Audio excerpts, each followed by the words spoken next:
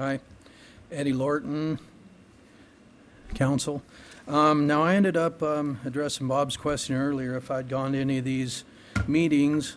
Well, I went to a couple of them, but they seemed too biased for me. Most of it entailed a lot of the casino people and the condo people, and then it just trickled down to where there was two bar owners or so, and it seemed like they're including the bar owners, but in the end it didn't. So it was going one way, and it doesn't matter what they propose. What matters is what you pass. So I didn't waste any more time with that. So here we are on the front part. Their mission is to improve as far as breaking down this final version. I'll do the best I can in 3 minutes. They ended up, they're doing it for the bar, nightlife, cabaret, and packaged liquor sales. So what happened to the casinos in there? They have cabaret licenses, you know. So they're just kind of getting left out of the loop, trying to blame the small bar owner, which I don't agree with at all. And I don't see the strip clubs in there either. But I'm just wondering how they got out of there. And as you've seen today, before when they tried to implement things, the casino's attorneys were here, and now today you don't see them. But here on recommendation 1, okay, they're trying to force everybody to comply with this agreement. Well, guess what? I'm going to tell most of them not to sign it. We'll let the legal system take its course.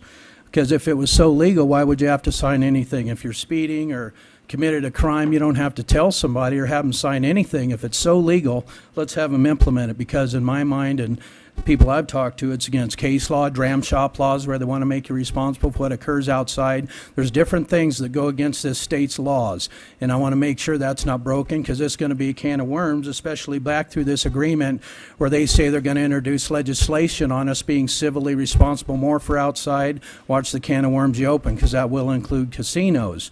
So that's the things that I'm against here. And let's see.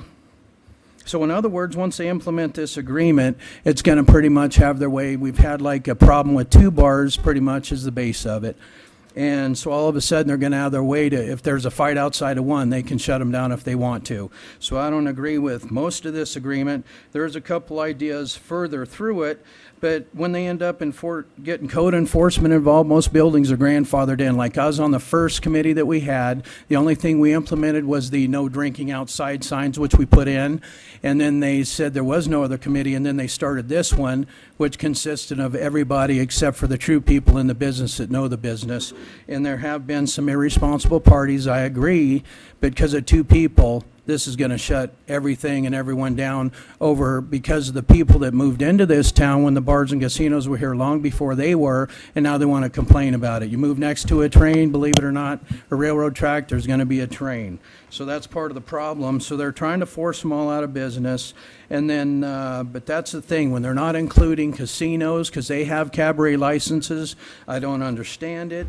And then they go into another thing about this agreement they're trying to force on everyone. I don't care what they do in Spokane, Washington. That's a retirement community. I care about what they do here in Reno. I don't care about Florida, Idaho, any of these places. I care about what we do here. Thank you.